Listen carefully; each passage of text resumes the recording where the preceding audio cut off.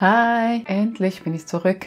Habe es endlich geschafft, aus dieser Pause zu kommen. Ich habe mir so viele Gedanken gemacht zu Content, Ideen und was ich auf diesem Channel alles erzählen möchte. Und nebst anderen Themen ist es mir einfach so wichtig, meine Sicht, meine ADHS ein bisschen darzulegen, aus meinen Erfahrungen zu sprechen, weil ich einfach gemerkt habe, dass es mir auf dem Weg auch sehr, sehr geholfen hat bisher und auch immer noch hilft. Und heute möchte ich besonders auf das Thema ADHS bei Frauen eingehen, weil es einfach immer noch so viele Missverständnisse gibt und Vorurteile und auch ganz viele Fehldiagnosen. Und wenn ich sage Fehldiagnosen, meine ich, dass die Frauen mit etwas anderem als ADHS diagnostiziert werden, fälschlicherweise. Mein Wunsch für dieses Video ist, euch ein bisschen weniger alleine fühlen zu lassen da draußen. Und ich denke, da die heutigen Diagnosekriterien, wie sie im DSM und im ICD-11 drin stehen, einfach nicht das ganze Bild zeigen, finde ich so wichtig, dass das Erleben dieser Menschen irgendwo geteilt wird. Denn wir sind nicht einfach Diagnosekriterien auf zwei Beinen, sondern wir leben tagtäglich mit unserer Neurodivergenz und sehen auch ganz vieles durch diese Brille. Der Titel dieses Videos heißt ADHS bei Frauen, aber logischerweise kann einiges auch auf non-binäre Menschen, Transmenschen und generell menstruierende Menschen übertragen werden. Doch vieles, was ich heute erzähle, dreht sich um die sozialisierte, klassische Frauenrolle und die Erwartungen, die an diese Rolle gestellt werden. Ich spreche natürlich automatisch auch selbst aus meiner Perspektive als weiße Cis-Frau. Seid mir also bitte nicht böse, wenn ich hier heute ein bisschen einen Fokus lege. Es gibt einfach immer noch so einen Rückstand in der Forschung, wenn es um ADHS bei Frauen geht, weil wir schon früher und auch heute noch aus vielen medizinischen Studien ausgeschlossen werden, wegen unserer Hormonen und Hormonschwankungen, weil es dann blöderweise keine konstante Ergebnisse gibt. No shit, weil das merken wir dann, wenn wir Medikation zum Beispiel nehmen oder wenn wir plötzlich merken, dass unsere ADHS-Symptomatik mal so ist und mal so. Und ich weiß, es nervt langsam, aber ich muss es wirklich sagen, ich bin keine Psychologin, ich bin keine Psychiaterin, ich stelle keine Diagnosen. Meine Videos, auch die über meine ADHS und mentale Gesundheit, sollen einfach der Information und der Inspiration dienen. Also bitte immer zu Fachpersonen gehen, wenn es um Diagnosen geht. So, dann hätten wir das auch mal alles auf dem Weg. Ich hoffe, du bist immer noch da. Und dann möchte ich auf meinen ersten Punkt eingehen. Und zwar um die Aussage, aber du warst doch immer so gut in der Schule. Ich habe den Eindruck, und ich lese das auch auf Reddit häufig, dass viele Frauen das sich anhören müssen aus dem Umfeld und sogar im Diagnoseprozess. Viele bekommen auch ihre Diagnose zuerst einfach nicht, weil sie in der Schule nicht wirklich auffällig waren. Und das liegt daran, dass in vielen Köpfen und leider auch in den Köpfen vieler Fachpersonen immer noch dieses Bild von Zappel-Philipp, dem Jungen, der sich nicht konzentrieren kann und immer den Unterricht stört und nur schlechte Noten macht, herrscht. Oder dann des total abgespaceden, total verträumten Mädchens, das einfach nichts mitbekommt. Natürlich gibt es das in der Form. Doch heute weiß man, dass sich das eigentlich nicht immer so extrem und deutlich zeigen muss, weil viele Menschen können gewisse Defizite mit ihrer extrem hohen Intelligenz oder Hochbegabung ausgleichen, zumindest eine ganze Weile. Das Ding ist doch, Mädchen bekommen in ihrem Leben schon ganz früh eingetrichtert, dass sie nicht laut sein dürfen, dass sie nicht stören dürfen und dass sie immer auf die Bedürfnisse anderer achten müssen. Das heißt, viele sind einfach wirklich überhaupt nicht auffällig im Kindesalter. Ich persönlich war ein richtiger Wildfang, wenn ich zu Hause war und einfach in meinem gewohnten Umfeld.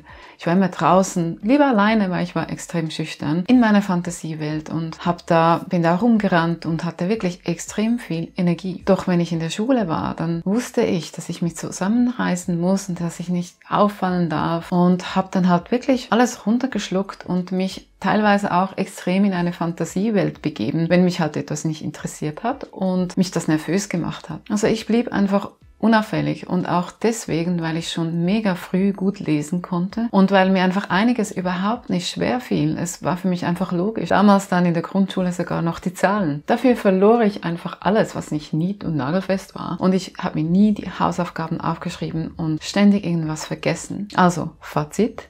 Du musst keine schlechten Noten gehabt haben, um dich für ADHS zu qualifizieren, weil so viele Menschen machen auch ein Studium und alles. Es ist einfach teilweise unter einem enorm hohen Aufwand. Also von außen muss man den Struggle eben nicht unbedingt sehen. Dann zum Punkt, Frauen haben immer den unaufmerksamen Typ, also auch ADS genannt früher. Heute ist alles ADHS. Es gibt einfach 3 Typen davon. Und das ist eben auch wieder das, was ich vorhin gesagt habe. Es gibt diese Ausprägung auf jeden Fall und statistisch gesehen wird das auch häufiger diagnostiziert. Doch viele Menschen, und zwar auch ich, haben einfach die hyperaktive Seite nach innen gerichtet, eben wegen dieser Sozialisierung, weil man ja sonst Ärger bekommt, wenn man als Mädel hin und her springt und laut ist. Noch viel mehr als die Jungen. Ich weiß inzwischen einfach quasi selbst diagnostiziert, dass ich der Mischtyp bin, weil ich hatte immer so eine unglaubliche Anspannung in mir drin und schlaflose Nächte und ganz krasse Nervosität und auch Ängste.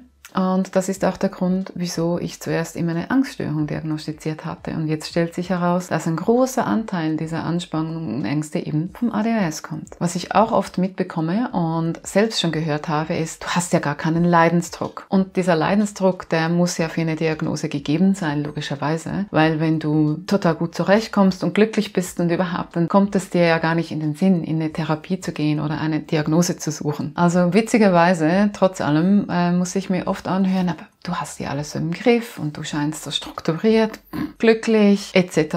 Dass ich aber so viel mehr Aufwand, Stress, Ängste und Anspannung in eigentlich normale Sachen investieren muss, um von außen normal zu wirken, das ist natürlich von außen nicht sichtbar. Das äußert sich dann eben mit innerer Anspannung, Burnout, Gedankenkarussell, was auch immer, dass ich mein ganzes Leben lang mit Identitätsproblemen, Überperfektionismus und Ängsten und Minderwertigkeitsgefühlen zu kämpfen hatte. Das sieht man halt nicht einfach so von außen. Scheinbar gibt es für viele Fachpersonen, Ärzte und Ärztinnen nur einen Hinweis auf ADHS, wenn man damit andere stört. Also wenn es quasi eine Verhaltensauffälligkeit gibt. Dabei ist ADHS keine Verhaltensauffälligkeit, sondern eine neurobiologische Störung. Und das muss nicht immer nur von außen gesehen werden. Das ärgert mich schon ein bisschen, weil es ist wirklich veraltet. Was noch hinzukommt, wir lernen unsere ADHS-Defizite zu maskieren, also ganz unbewusst, mit dem unbewussten Wunsch halt von anderen akzeptiert zu werden. Das trainieren wir uns an. Also wenn du immer wieder mal das Gefühl hast, du weißt eigentlich gar nicht, wer du bist und du bist irgendwie ganz unterschiedlich von Umfeld zu Umfeld oder du übernimmst irgendwie Sachen, Aussagen, Gestik und Mimik von anderen. Willkommen in der Welt der Neurodivergenz und des Maskierens. Der nächste Punkt ist, dass komorbide psychische Krankheiten sehr häufig sind und das macht teilweise auch die Diagnose so schwer. Je länger wir warten mit der Diagnose oder je später wir diagnostiziert werden, desto mehr Schaden nehmen wir auch, eben weil wir das Gefühl haben, dass wir falsch sind, was wir eigentlich überhaupt nicht sind. Die Welt da draußen passt einfach nicht zu uns. Und das kann dann eben vor allem bei Frauen auch in Depressionen und Angststörungen ausarten und sehr oft werden auch Persönlichkeitsstörungen diagnostiziert, die es aber auch wirklich parallel zu ADHS auch geben kann. Also diese Dinge können nebeneinander existieren. Das macht die Sache aber halt einfach nicht weniger kompliziert. Und genau daher kommen dann auch diese erstmal Falschdiagnosen, weil man ja die Frauen nicht mit dieser jungen Krankheit diagnostizieren möchte. Ich hoffe, der Sarkasmus war klar. Wenn dir das bisher gefallen hat, dann schenk mir doch gerne einen Like, damit unterstützt du mich und meinen Content. Und wenn du Lust hast, schenke mir doch ein Abo und kommentiere doch gerne immer unter meinen Videos. Ich freue mich mega über einen Austausch. So, und jetzt zu meinem Lieblingsthema. Weibliche Hormone. Weibliche Hormone werden einfach irgendwie immer ignoriert. Weil kompliziert, ne? Ich merke echt, wie einfach fast jede Fachperson zurückschreckt, wenn ich anfange, meine Hormone ins Spiel zu bringen, die aber vor allem als über 40-jährige Frau halt einfach echt immer eine größere Rolle spielen. Denn die ADHS-Symptomatik wird nachweislich verstärkt, wenn der Östrogenspiegel sinkt. Da gibt es auch Studien dazu. Und ja, logisch wollen wir das besprechen, weil es beeinflusst ja unser Leben. Und das Ganze hat halt einen großen Einfluss auf die Wirkung der Medikation, falls du diese nimmst. Also falls du jemals merkst, die Tabletten wirken und dann wirken sie plötzlich wieder nicht, willkommen. Damit strugglen ganz viele Menschen. Doch bisher bin ich da eher auf taube Ohren gestoßen. Ich bin mir sicher, es gibt ExpertInnen, die sich damit auskennen, nur ich persönlich bin diesen bis jetzt nicht begegnet. Und leider wird bei uns Frauen einfach oft vieles erstmal auf die Psyche geschoben. Also auch meine Hormonschwankungen, das ist halt einfach psychosomatisch, nicht wahr? Das bringt mich zum letzten Punkt. Und zwar wegen dieser Situation, dass wir noch nicht so gehört werden, dass man noch nicht so viel weiß und dass viele einfach auch bei Hormonen nicht mehr mitreden möchten, müssen wir uns selbst einfach super gut informieren und einfach wirklich die Fakten zusammenkriegen, damit wir gut für uns einstehen können. Weil das Gaslighting von uns Frauen und sicher auch non-binären und Transmenschen ist einfach unglaublich. wirklich. Unsere Erlebnisse werden einfach immer noch viel zu oft klein gemacht, minimiert und nicht ernst genommen. Ich habe mich im Diagnoseprozess teilweise so fest selbst erklären müssen, dass ich irgendwann das Gefühl hatte, ich hätte meinen Psychiater zu der ADHS-Diagnose hin manipuliert. Natürlich war das nicht so. Es hat ja alles gepasst und da ist ein langer Prozess vorangegangen und die Diagnose hat ja auch nicht nur 5 Minuten gedauert. Es gab auch wirklich nichts anderes, was das alles besser erklärt, was ich empfinde und erlebe. Und deshalb ist es eben auch so wichtig, dass wir Frauen auch unsere Erlebniswelt mit anderen teilen, auf welche Art auch immer, damit es einfach auch vielleicht in der Forschung ein bisschen vorangeht, damit die Leute vielleicht ein bisschen aufwachen, dass es eben nicht nur diese Diagnosekriterien sind, die jetzt da gerade herumschwirren, sondern dass da viel mehr dazu kommt. Und es gibt ja auch Bestrebungen dazu. Es ist nicht so, dass da gar nichts gemacht wird natürlich. Und mich so genau einzulesen in all diese Infos und mir die Videos anzuschauen, Hyperfokus natürlich auch, hilft mir auch, mich selbst und meine ADHS und mein Leben besser zu verstehen. Also dieses Wissen aneignen hat nicht einfach nur Nachteile oder ist anstrengend oder ist nur eine Strategie, sondern es hilft einem ja auch selbst. Um das Ganze jetzt abzurunden und abzuschließen. Wir haben es einfach alle verdient, gehört und gesehen zu werden. Und das geht einfach nur, indem wir unsere Stimme nutzen und anderen vielleicht auch ein bisschen dabei helfen, das Ganze besser zu verstehen. Und ich finde es auch so wichtig, dass wir uns Zeit nehmen, uns selbst für vieles zu verzeihen. Denn wir sind nicht falsch. Wir haben viele, viele fantastische Seiten und Talente. Und die dürfen wir einfach nicht übersehen, sondern auch ein bisschen ehren. Wir sind vielleicht anders, aber wir haben wundervolle Seiten. Wir leben halt einfach jetzt in einer Welt, die noch nicht für unsere Hirne gemacht ist. Was denkst du darüber? Hat dir das geholfen? Hast du Fragen? Dann hinterlass doch gerne unten einen Kommentar, wie du dich fühlst und wie du das siehst. Ich freue mich immer über Diskussionen und Austausch. Natürlich immer in einem lieben Ton. Und wenn dir dieses Video gefallen hat, dann schenk mir doch gerne einen Like. Wenn dir meine Videos allgemein gefallen, dann schenk mir gerne ein Abo. Und ich habe auch einen Newsletter, den du abonnieren kannst. Kannst gerne mal auf meinen anderen Social Media Kanälen vorbeischauen oder auf meiner Webseite. Meine Messages sind auch immer offen. Und in diesem Sinne, danke fürs Zuschauen und fürs Zuhören und bis bald. Tschüss!